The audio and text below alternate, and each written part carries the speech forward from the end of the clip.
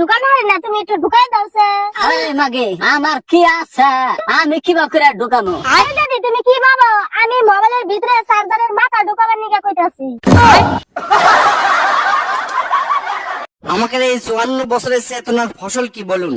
যদি সঠিক ও সুন্দর ভাবে উত্তর দিতে পারেন তাহলে চাকরি কেউ না দেখে আমি দেবো। 54 বছরের চেতনা কিছুই নয় স্যার, একই। ব্রিটিশ আমলে ব্রিটিশরা আমাদের কাছ থেকে খাটে নিয়ে টাকা পার করে নিয়ে চলে যাচ্ছিল।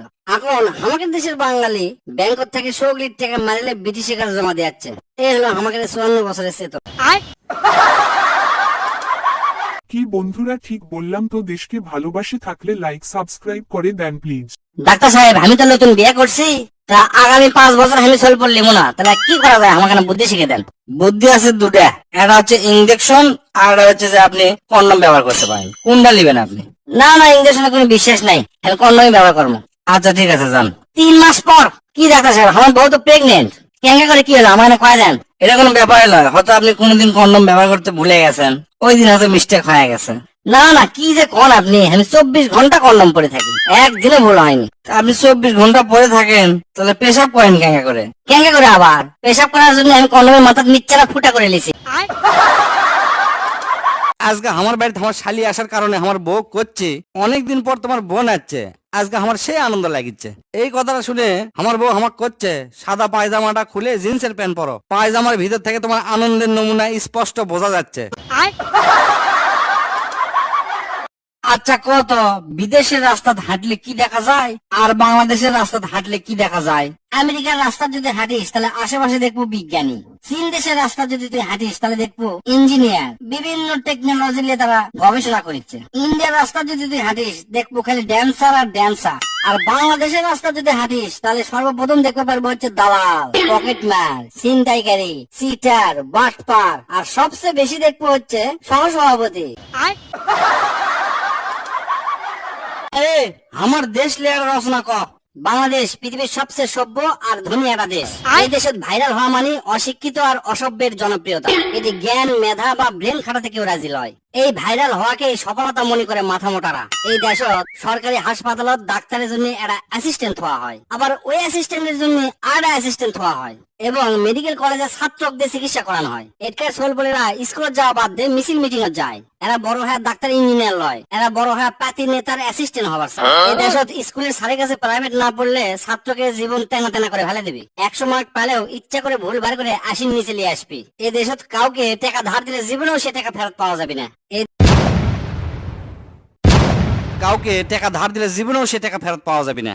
এই দেশের বেটিছড়েরা তাকে বয়ফ্রেন্ড হোক জানু মানু কলজার টুকরা এল্লা কয়া যৌবনটা শেষ করে ফেলে দেয়। আর বিয়ে করার সময় 65 বছরের টাকাওয়ালা আঙ্কেল লোক বিয়ে করে।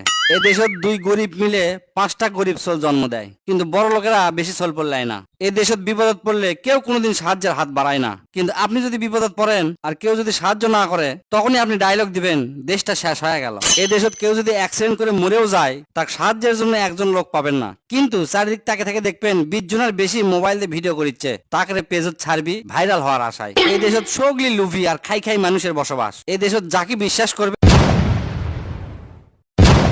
এই দেশত যাকে বিশ্বাস করবেন কিছুদিন পর আপনার পিছন দিয়ে আইক্যালা বাস ঢুকে দিবে।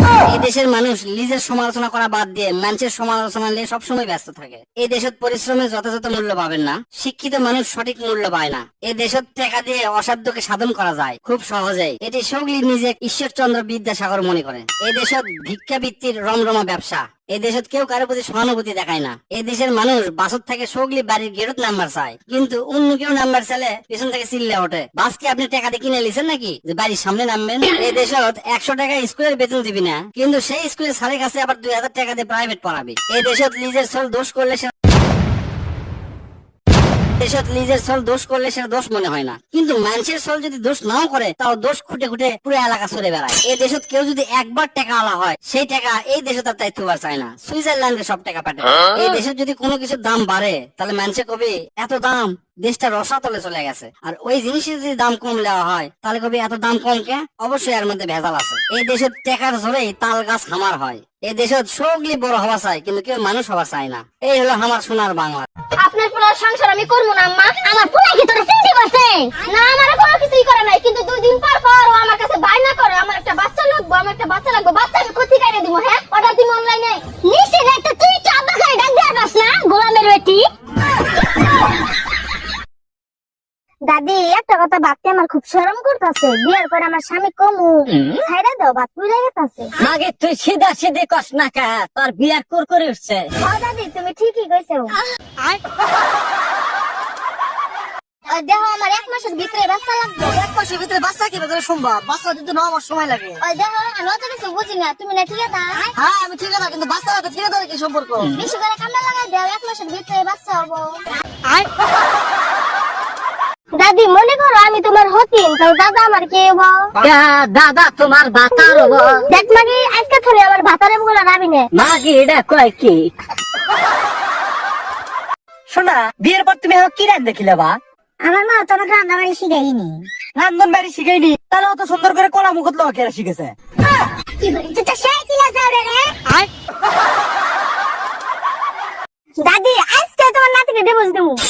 আমার নাতি তো কাবাডি খেলার বিশ্ব চ্যাম্পিয়ন, তাহলে ও অসুবিধা কি? ওইটাই তো সমস্যা, আইসা কাজ করে থিয়া জায়গা।